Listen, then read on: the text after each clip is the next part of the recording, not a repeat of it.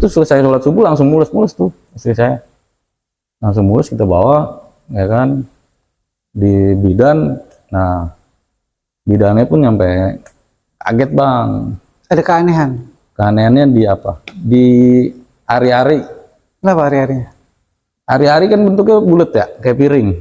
Ya, kayak segumpal daging juga. Nah, iya, pokoknya bulat ya kalau dikeluarin tuh kayak piring bang. Plasentanya gitu ya. Iya, itu nggak tahu tinggal separuh. Dicari tuh nggak ada.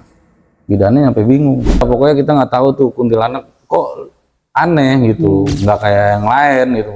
Dia nih Aktif banget ya. iya, nyampe janin tuh sering dia cari. Kan biasanya cuma ketawa-ketawa nakutin biasa ya. Tapi ini mah iya kayak model feeling saya tuh kayak piaraan orang lah gitu.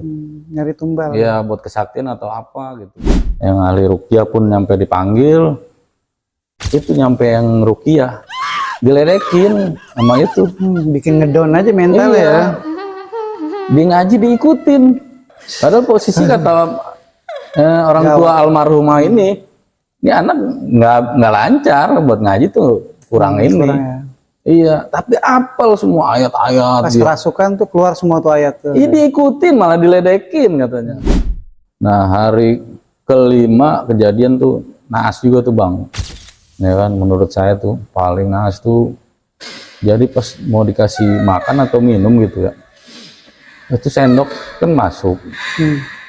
Jadi kondisi itu tuh si almarhumah itu surupan mata melotot, gigi ngancing bang, gigi dia ngancing gitu.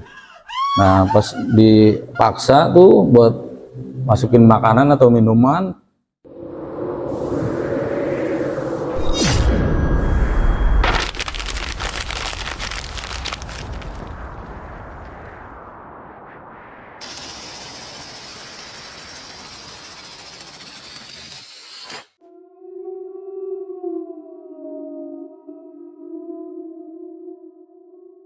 Assalamualaikum warahmatullahi wabarakatuh. Selamat datang di MRL3 Channel.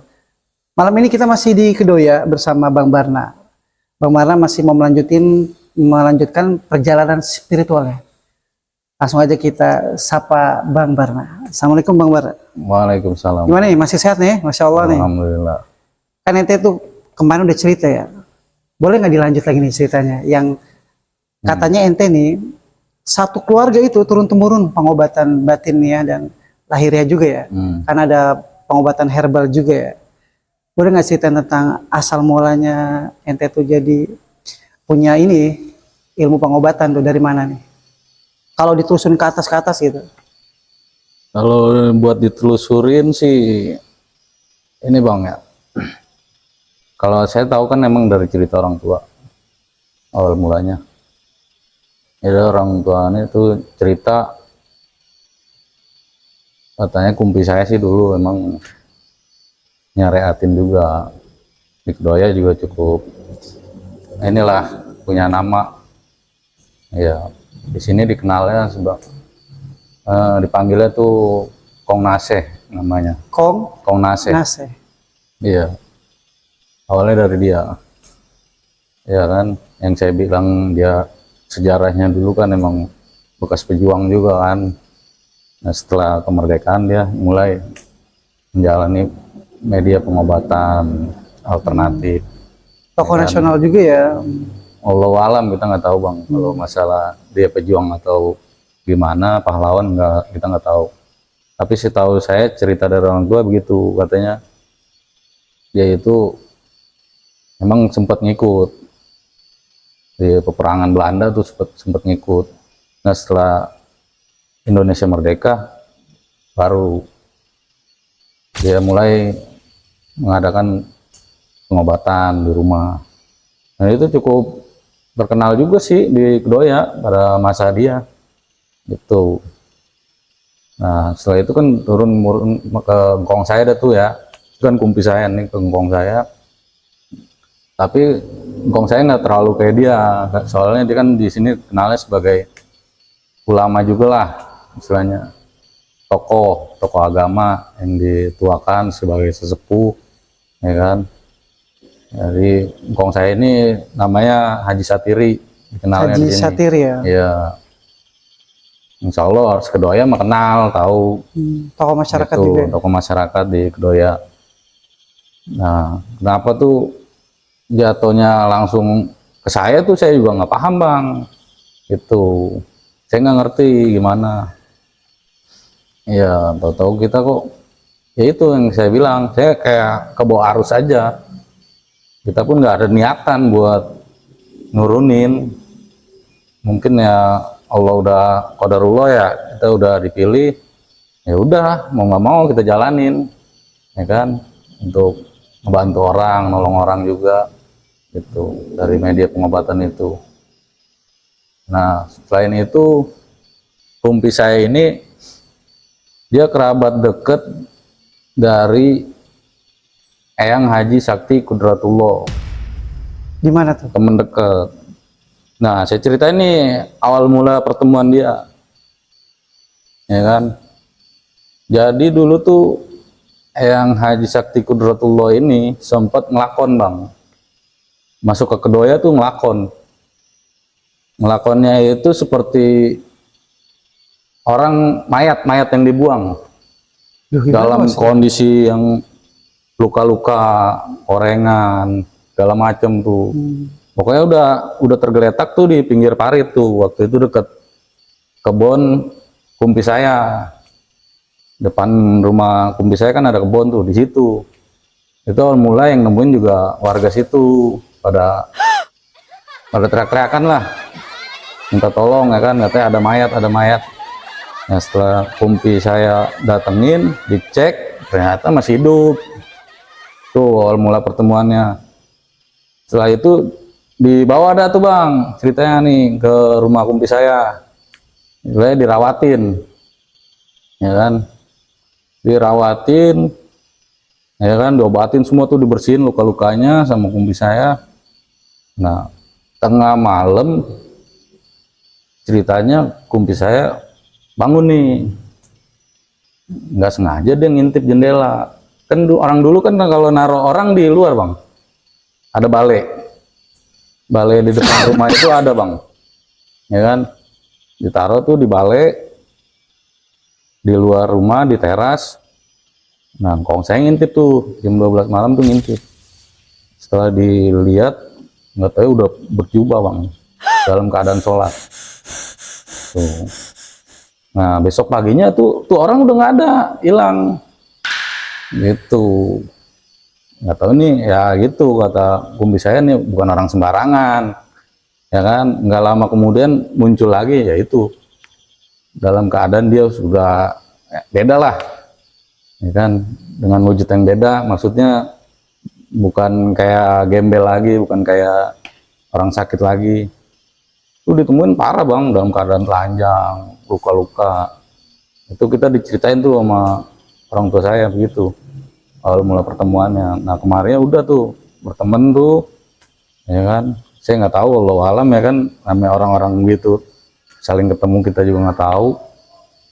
Nah, dari situ tuh bang, nggak taunya tuh dia termasuk dikenalnya sebagai waliullah gitu. Dan makamnya sekarang ada di daerah Sukabumi, Karangpapak. Itu rame Allah. Itu yang nisbatin sekampung gitu ya, Iya, sebagai waliullah itu ya.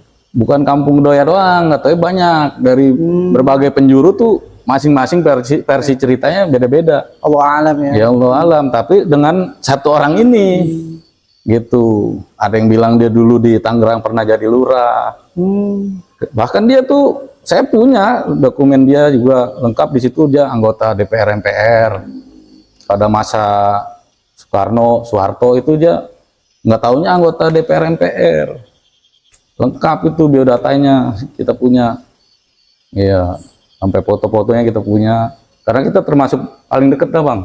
Udah kayak keluarga, sama keluarga beliau juga nih, dari anak cucunya kita kenal semua gitu. Nggak tahu ini wali gitu. Nah, dari situ dah dia juga sering nolong engkong saya, kumpi saya gitu. Namanya tingkatnya lebih tinggi kali ya, kita nggak paham dah tuh. Ngomong-ngomong, ente tuh pernah pengen ngasih tahu nih, waktu itu pernah diserang sama dukun ya katanya. Iya. sampai hampir anggota tubuh ada yang mati ya, nggak bergerak gitu. Oh Ya. iya. Itu dokumentasinya mana tuh? Iya ada bang. Jadi ntar Yang mana tuh? bakalan kita liatin nih yang kayak gini, ya kan? Lumayan juga itu membekas Iya. itu ya. Sampai sekarang.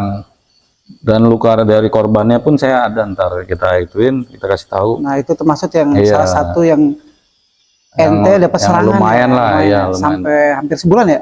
Sebulan penuh. Sebulan kita obatin sendiri. Jadi dulu saya pernah ada cerita waktu saya masih bujangan tuh, ya itu kondisi kita belum lama, emang keluar dari pesantren tuh, kita tidur dulu waktu itu di ruang tamu bang, ya kan, posisi lagi nonton TV nih, ya kan, jam 12 ke atas kalau nggak salah itu, nggak sengaja saya dengar ada suara anak ayam, ya kan, kita pikir ya biasa ayam tetangga atau apa gitu ya kan, kok makin lama makin kenceng bang, gitu, kenceng nih kayak suara anak ayam lah pokoknya.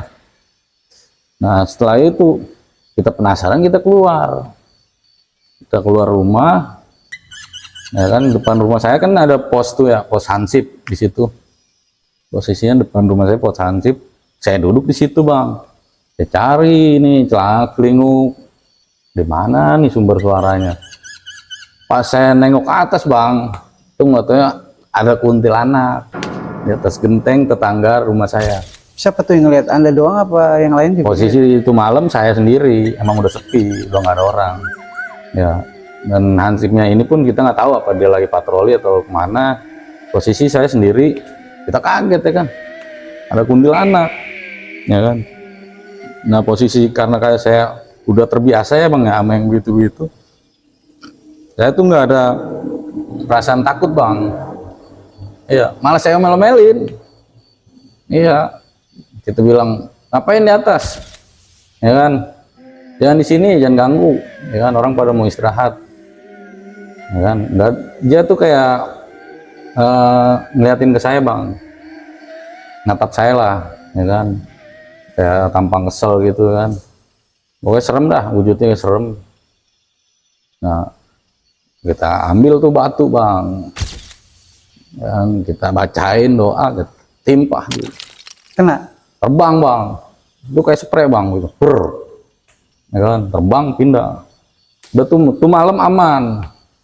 Itu kita sambil masuk ke dalam rumah sambil gerutu, asli ya, balik lagi ganggu ya, udah gituin tuh, kita marah-marahin, ya kan. Udah tuh kita masuk. Ini malam pertama aman bang, kita belum ada kecurigaan apa-apa ya, ini kuntilanak mau ngapain kita belum tahu nih. Nah nggak tahunya malam kedua ada lagi di situ lagi Dengan yang sosok yang sama. nah, iya, kita nggak ngerti nih kuntilanak mau ngapain gitu kata kita ya kan. Nah pas malam kedua kejadian gitu lagi, posisi di situ lagi, ya kan. Langsung deh tuh bang, posisi begitu kita mulai berpikir nih, ada apa ya. Setahu saya nih kuntilanak kalau begini pasti ada yang dia incer, kayak gituin bang, ya kan. Nah udah gitu bang, udah mulai begitu baru dah kita pasca ini kita usir lagi nih. Kedua kalinya apa? Iya, Beberapa kalinya? hari kedua itu kita usir. Itu kalau nggak salah kita nyampe 4 hari itu bang, itu kuntilanak ada terus. Belum sempat Iya. curiga nih arahnya kemana nih? Belum. Nah 4 hari apa 5 hari gitu, kita lupa juga. Nah posisi udah lama juga waktu kita bujangan, ya kan. Nah hari kedua itu bang, kita usir lagi. Besokannya baru kita feeling nih, ya kan. Kita kayak ada kabar batin lah, ya kan. Jangan-jangan ada yang dia incer. Besokannya kita ngobrol nih sama temen, ceritanya nih. Katanya teman kita nih, ya kan, ini di sini yang lagi bunting gede siapa, kata kita gitu kan. Nah teman saya langsung nyaut, lah itu kayak si Hansip kan bininya lagi Gede. ngandung, Oh. iya, lagi masa 7 bulan kata dia, masuk 7 bulan tuh. Nah di situ dah tuh kita mulai ngebang, ya kan, teman kita bilang begitu. Kita ketemu sama Hansipnya nih, kita ajak ngobrol di situ bang ceritanya, ya kan, kita ajak ngobrol, kata kita, bang, emang bini ente lagi bunting, kata kita begitu. Iya, emang apa? Hamil berapa bulan, kata kita. Udah 7 bulan sih, kata dia. Bang, maaf ya, bukan kita so ngajarin atau ngasih tahu nih, kata kita. Kita nih udah 2 malam ngeliat ada kuntilanak di genteng rumah ente. Persis gitu. di gentengnya itu, Pak Persis, Hansip iya. itu. Kan posisi 2 lantai tuh, di lantai paling atas. Gitu, bukan di iniannya ya. Bukan di koridor dia, bukan di atas genteng persis. Ya kan? Kita kasih tahu begitu bang, Hansipnya nggak nerima, malah marah sama kita. Ya kata dia, ah lu so tau lu, jangan ngada-ngada lah, kata dia begitu. Lah kita nggak ngada-ngada bang, serius, kita udah 2 malam nih nemuin ada kuntilanak, ya kan. Minimal ente ada jaga-jaga lah istilahnya, kan, apa perlindungan diri apa dengan sholat atau apa kita gituin kan. Udah lu nggak usah ngajarin gua, kata dia gitu. Nggak usah ngajarin gua gak tahu gitu jangan so tau lah, kata dia begitu. Anak baru kemarin, kata dia. Kita malah kata begitu, ya udah, ya kan, posisi begitu udah kita tinggal. Nah nggak tahu di malam ketiga nih, kan kita lagi di rumah teman saya tuh ya, di depan teras teman saya. Itu ada lagi bang suara begitu, suara anak ayam lagi. Kita ajak nih teman kita nih, posisi saya bertiga tuh sama teman saya. Nah di situ tuh bang, kita uber-uber kuntilanaknya. Iya, kita ajak teman saya, lu denger nggak? Pada denger nggak, kata kita. Wah iya bang, kata dia. Udah kita paranin, katanya. Itu bener ada, teman saya pada ngeliat. Iya, Kayaknya cuma 1 orang yang lihat. teman saya ngeliat. Iya. Beberapa orang juga ikut menyaksikan ya. Nah dari situ tuh bang, kita bagelin, terbang pindah ke gedung kosong, ada dekat rumah saya tuh ada gedung kosong di situ. Pindah ke situ, nggak lama lompat ke rumah yang lain. Lama di situ bertengger dia, ya kan. Lagi saya uber-uber itu, kita tanya lagi nih sama teman saya nih. Nah itu di situ siapa tuh lagi bunting? Iya, nggak taunya ada di situ ada warung bang. Dia orang Medan, disebutnya warung Ucok. Itu istrinya lagi ngandung. Nah posisi begitu, besokannya saya bilangin tuh sama yang punya warung nih, si Cok, istri ente hati-hati, ya kan. Ya istilahnya pamali lah istilahnya, kita harus jaga-jaga, takutnya terjadi hal yang enggak ya kan. Soalnya udah beberapa hari kita lihat ada kuntilanak muter di sini aja gitu. Terutama itu tuh yang kita bilangin, Hansip, kita gituin. Nah Hansip nggak nerima, kita bilangin, ente mudah-mudahan nerimalah, kita gituin kan. Ya kata dia, oh iya bang, ya kan, siap bang, kita ntar nasihatin bini biar lebih ini lagi lah buat jaga-jaganya, preventif ya lagi kan, iya, dengan sholat, dengan ngaji gitu, doa-doa perlindungan. Iya, gitu doang bang, saya mintanya nggak macem-macem. Saya bukannya so tahu atau apa ya, nggak nyuruh bawa gunting, enggak lah, enggak bawa air kembang lah. iya. Nah minimal ya itu bang, setahu saya kan kalau kuntilanak demen bang sama rambut-rambut yang digerai gitu kan. Terurai gitu ya. Iya, nah kebenaran nih istrinya Hansip itu bang, rambutnya sepantat nih, sepinggang. Iya, Mirip-mirip gitu ya jadinya. itu lucunya bang, setiap suaminya jaga di pos, itu istrinya nemenin dalam keadaan begitu. Makanya kayak orang nggak pantangan lah istilahnya, kalau kata orang tua nih, orang kok nggak pantangan sekali. Mungkin karena era modern sekarang, iya, tengah era malam digital gitu. suaminya jaga ditemenin. Lagi hamil. Ih, lagi hamil gede. Besar lagi. Iya, kita nasihatin nggak terima, malah kita yang maki-maki sama dia ya kan. Udah dah tuh bang, pas malam keempatnya bang, akhirnya tuh di situ udah kejadian.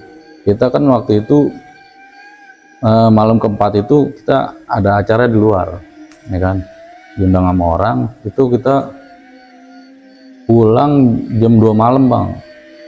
Ya, kita ada acara nih, berdua teman saya nih, saya ajak teman saya, ya kan. Kita ngobrol tuh bang, sepanjang jalan tuh, kata kita. Ini ntar kalau kita nggak tungguin gimana ya, takut ada apa-apa. Kita udah sempet ngomong gitu ke teman saya. Ini kan udah 3 malam kita jagain begini. Nah, malam keempat nih, takutnya ada apa-apa. Iya ya. Tuh emang bener bang, dia bisa ini ngambil janin atau apa gitu. Bisa, kita takutnya ya gitu, takutnya apa ntar meninggal di dalam ya kan, Atau hilang. iya atau hilang, kan banyak kejadian begitu. Nah teman saya tuh udah kita berangkat jalan, balik-balik jam 2 bang, itu kita masuk gapura, kita udah ngeliat banyak bendera kuning. Kanan kiri tuh bendera kuning, kita lihat, udah ngomong sama teman saya, yo siapa yang meninggal kata kita, ya kan. Iya ya, kata dia. Udah kita usono no, kayak rame di depan pos tuh kata dia gitu. Emang posisi Ansip rumahnya di seberang pos, ya kan. Nggak tahu bener bang. Apa? Ya itu janinnya meninggal. Di kondisi di dalam apa udah? Dalam perut. Oh, dalam. Itu Padahal pun udah dicek sehat awalnya. sehat, nggak ada apa-apa. Itu Udah USG ya. udah segala macem. Cuma kan kita gini bang ya, saya juga sedikit kita paham lah, kita tahu.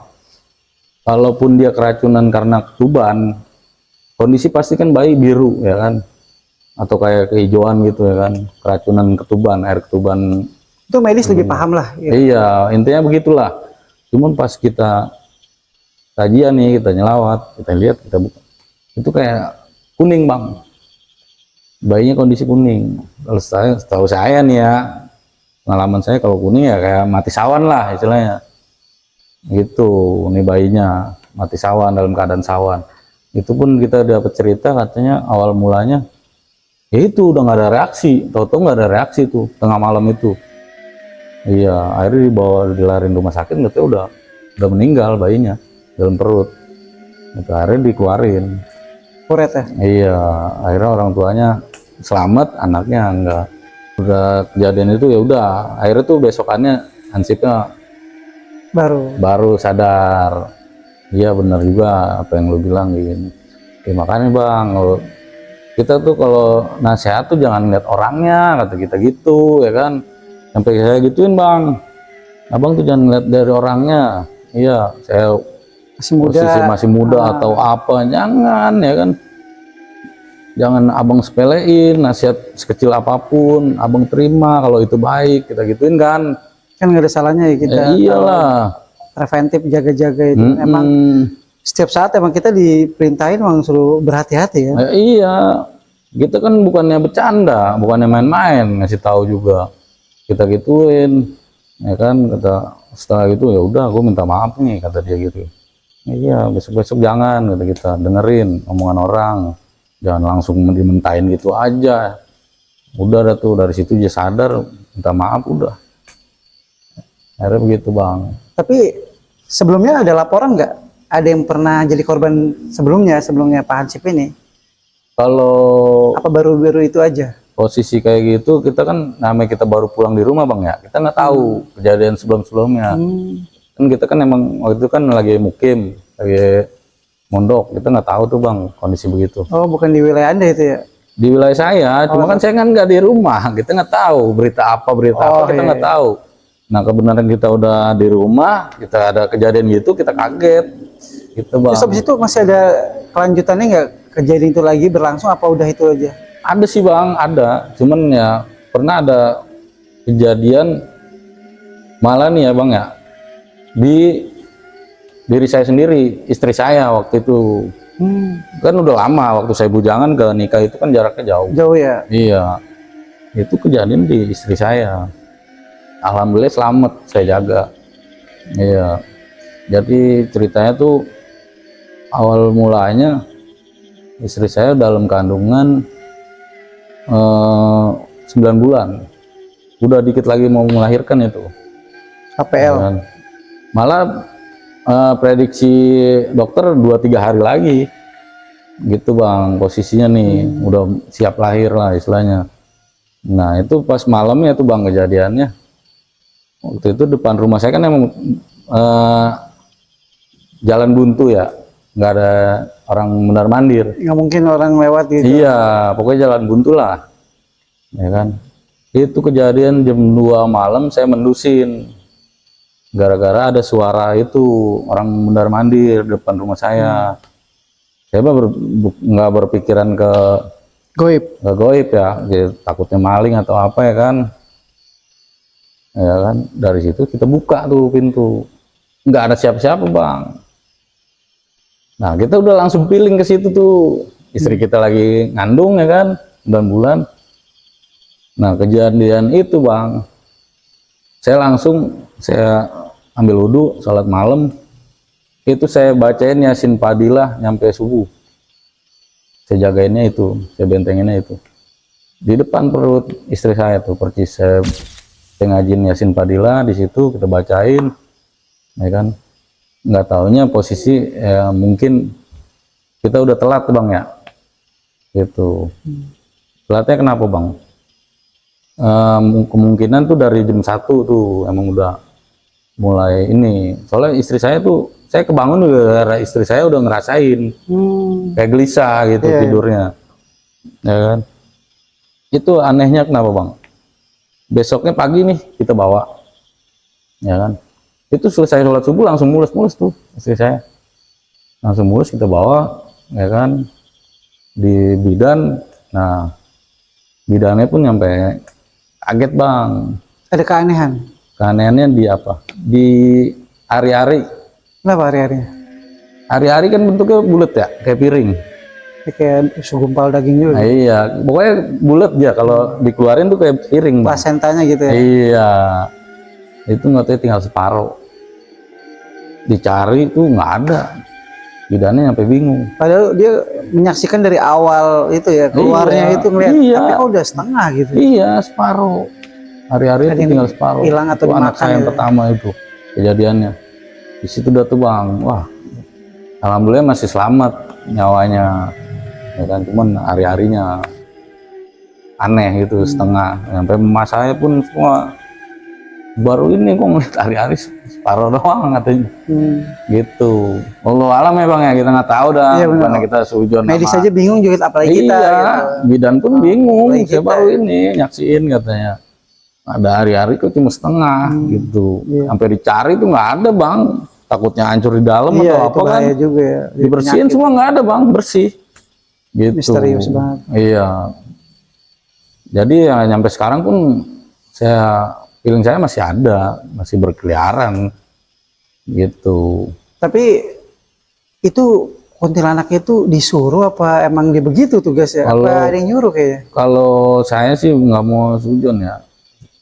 Saya pikir nih kuntilanak kayak modelnya bekas ini bang, feeling saya, bekas piaran orang gitu. Pesugihan lah gitu. Iya, atau pesugihan atau apalah, buat kesaktian lah. Kita nggak tahu. Apapun ya kan. Iya, pokoknya kita nggak tahu tuh kuntilanak kok aneh gitu, nggak kayak yang lain gitu. Dia nih aktif banget ya. Iya, nyampe janin tuh sering dia cari. Kan biasanya cuma ketawa-ketawa, nakutin biasa ya. Tapi ini mah iya kayak model feeling saya tuh kayak piaraan orang lah gitu. Nyari tumbal. Iya, buat kesaktian atau apa gitu, buat pesugihan kita nggak tahu dah, walau alam ya. Gitu bang. Ada lagi nggak yang lebih horor daripada yang tadi tuh? Kan Anda banyak tuh pengalaman ngobatin ya, yang Allah izinkan akhirnya sembuh juga. Iya. Tapi ada nggak yang panjang waktunya tapi makan korban? Oh ada tuh bang. Itu pun bukan ini ya, bukan pasien saya sebenarnya, pasien orang. Cuman nih saya tahu info A1-nya itu kebetulan tetangga saya ini kerabat dari bapak almarhum itu. Itu jadi di situ tuh ada seorang gadis nih di sebuah kampung tuh, sebuah gadis kerja nih bang ceritanya.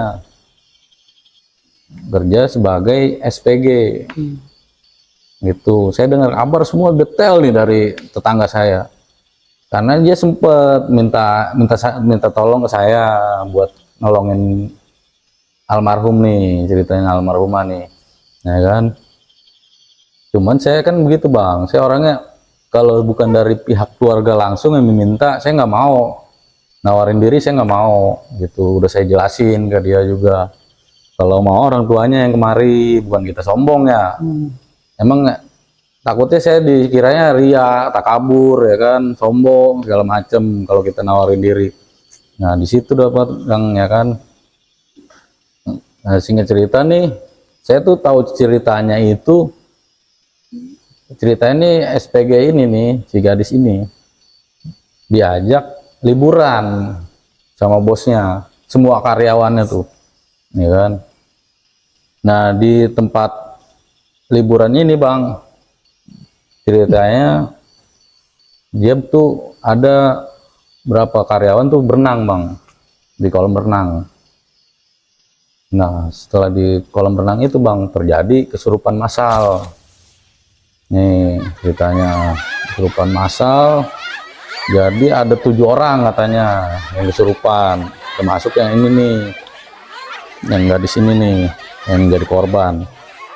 Jadi dia tuh yang 6 orang ini berhasil disadarin di lokasi.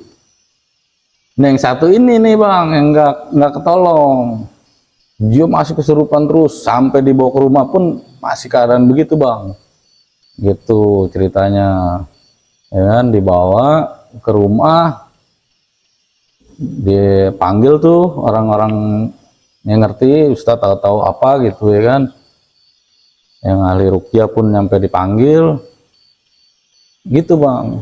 Nggak taunya saya dapat cerita nih dari si tetangga saya ini, itu nyampe yang ruqyah diledekin sama itu. Bikin ngedown aja mental Iya. ya. Di ngaji diikutin, padahal posisi kata orang tua almarhumah ini anak nggak lancar buat ngaji tuh, kurang ini. Kurang ya. Iya, tapi apal semua ayat-ayat. Pas kerasukan tuh keluar semua tuh ayat tuh. Iya diikutin, malah diledekin katanya. Lu jangan ini katanya, nggak bakalan mempan gini. Nah di hari pertama di rumah itu Bang, Ya. dia sering tuh, wah ini pokoknya cerita serem nih Bang pokoknya. Ya.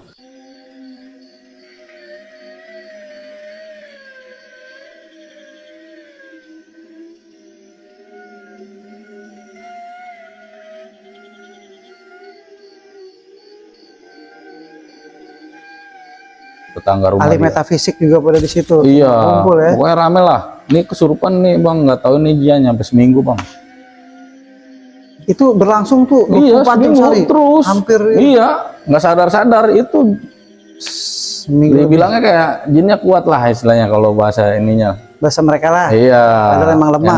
Yang udah nanganin nih, ya kan, kita kan nggak tahu, kita nggak sempet nanganin almarhumah nih, ya kan.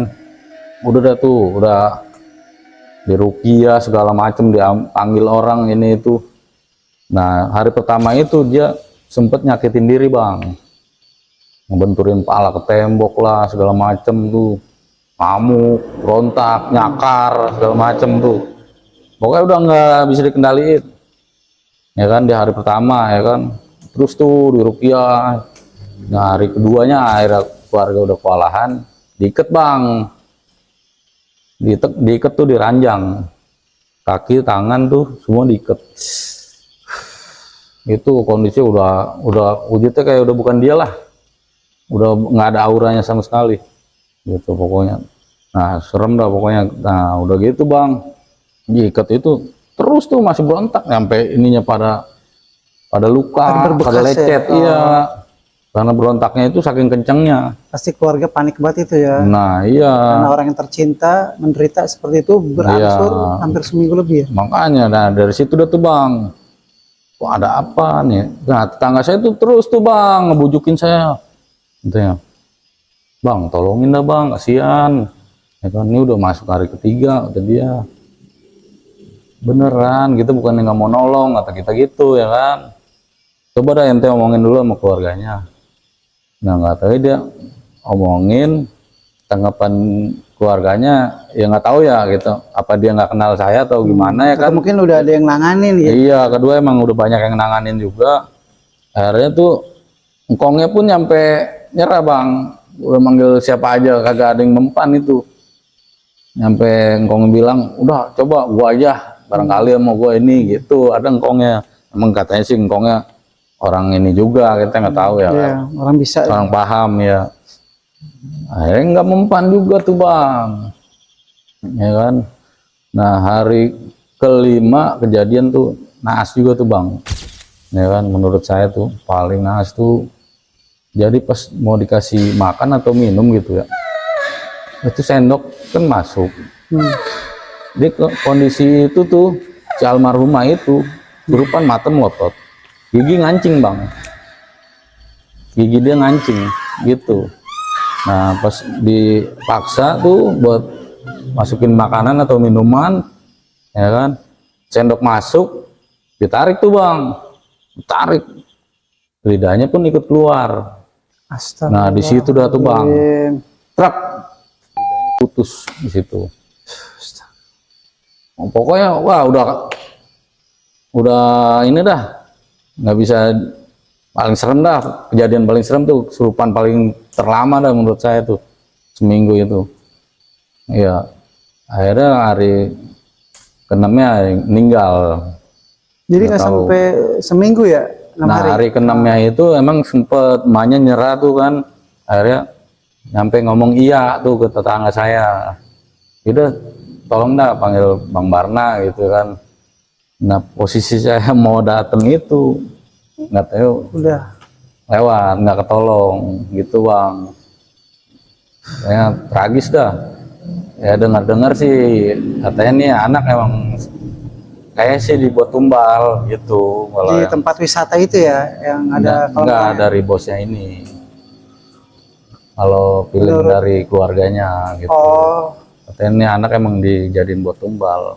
bukan ada tempat wisatanya. Bukan. Jadi emang sengaja diajak berliburan gitu. Allah alam lagi kita Allah balikin. alam ya Karena kan nggak namanya. terbukti juga. Iya, apa buat pesugihan atau apa, tumbal pesugihan kita nggak tahu. Pokoknya Dugaan-dugaan aja. pokoknya cerita-cerita orang di situ ya begitu dah, gitu. Kita nggak tahu dah tuh dari situ. Jadi dari teman Anda di Tendang Gondoruo meninggal. Terus juga ada lagi yang tadi janinnya hilang. Iya. Terus sampai tadi yang korban tumbal ya menurut keluarga ya, pihak keluarga. Ya kita doain aja ya, semoga mereka tuh dapat tempat yang terindah di sisi Allah Subhanahu Wa Taala. Makasih nih Bang Bara udah mau cerita di channel kami. Mungkin ada yang mau disampaikan kepada yang nonton nih. Apa yang harus dihindari nih, pengobatan kayak gimana, atau mungkin untuk doa apa nih yang bisa membentengi supaya kita terhindar dari hal-hal negatif gitu.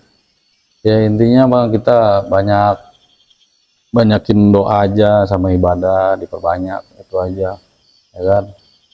Namanya kita tuh nggak bisa lah minta pertolongan selain Allah ya kan, apalagi kepada jin atau segala macam tuh nggak ada ceritanya kan. Karena dia Allah itu paling tertinggi. Karena doifa juga lemah. Iya. Nggak ada yang Makanya kita tuh ya kita apa sih gitu kan, tetap Allah tuh paling tinggi posisinya. Nah, kedua ya kita harus pinter-pinter bersyukur lah bang, gitu. Jadi makhluk ya kan, kita udah diciptain aja ya udah bersyukur lah, jangan terlalu meminta lebih gitu ya kan, apalagi sampai muja, kerjasama gitu. Iya kerjasama, nyampe pesugihan jangan. Iya, jangan gitu. Allah tuh udah tulisin takdir kita kok, tenang aja, jangan khawatir, nggak bakalan ketuker namanya rezeki, ya kan. Kedua ya itu, kalau kita terus bersyukur kan ya Allah juga tahu pasti Allah tambah ya kan, abang paham lah, ya kan. In syakartum la azidannakum wa la in kafartum inna azabi lasyadid. Itu kita intinya di situ aja bang, kita harus pinter-pinter bersyukur. Kedua kenapa kita disuruh bersyukur? Paling kagak kita gini bang, kita bersyukur tuh udah diciptain tuh sebagai Khalifah umat Islam ya kan, lahir secara Islam sempurna. iya. Cara penciptaan sempurna ya. Iya, kita dilahirkan dalam keadaan Islam aja itu udah nikmat luar biasa bang, ya kan, sebagai umatnya Nabi, ya kan, gitu. Jangan yang macem-macem dah, udah pesen saya gitu aja, jangan neko-neko, ya kan. Kan nggak semua orang bang bisa minta yang namanya kita, wah gue mau jadi umatnya ini, gue mau jadi umat ini, nggak bisa. Ya, takdir Itu ya. udah tetap Allah ya kan. Qada dan qadarnya Allah ya. Ya iya, malah bang kan sempet ada riwayat tuh ya kan, Nabi Musa tuh ya kan, abang tau lah, Nabi Musa sampai mohon tuh sama Allah pengen dijadiin umatnya Nabi Muhammad. Lah kita yang udah jadi umatnya boro-boro bersyukur. Iya. Dari situ aja kita lihat Udah ya ingkar, kan? kita ingkar ya. Kita ingkar apa yang diajarin Nabi dan Rasul, kita ingkarin. Kita disuruh itu apa? Ibadah, udah itu aja. Baikin ibadah, udah. Padahal Islam udah lengkap banget ya. Makanya kita Jadi, tuh udah termasuk sempurna bang. Dari Iya. pengobatan, apapun juga ada Iya, ya. iya, semua di Quran tuh ada Jadi metode lebih apapun. baik kita ada. menghidupkan sunnah daripada hal-hal yang tadi itu Iya. nyeleneh itu, klinik-klinik berbau klinik ya.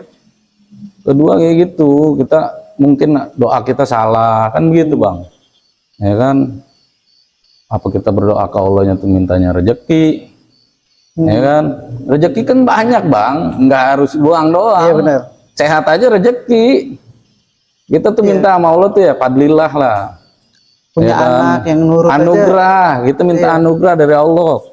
Siap. Gitu. Jadi jangan, itu yang tadi saya bilang, kita sempurna jadi umat Nabi Muhammad.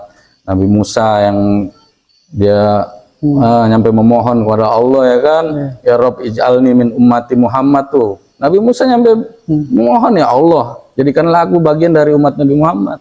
Apa Allah jawab ya kan? Ya kan, ya Musa la tudrikuha, kata Musa tuh begitu. Kata Allah, nggak mungkin kamu mendapati itu Nabi Musa ya kan. Illa Isa, kecuali Isa. Isa tuh ntar yang bakalan jadi bagian dari umat Nabi Muhammad karena akhir zaman dia bakal turun. Di situ bang. Kita udah bersyukur aja, udah jadi umat Nabi Muhammad, jadi umat Islam, ya kan. Makasih ya Bang Bara ya udah mau cerita nih panjang lebar nih. Udah ngasih ujangan buat kita juga ya. Demikianlah kisah yang dialami oleh Bang Barna. Semoga kita bisa mengambil hikmah, tarbiyah, dan kita bisa menghindari hal-hal yang membuat Allah marah, Allah murka, yaitu dengan bekerja sama dengan makhluk dan meminta sesuatu kepada selain Allah. Wassalamualaikum warahmatullahi wabarakatuh. Waalaikumsalam warahmatullahi wabarakatuh.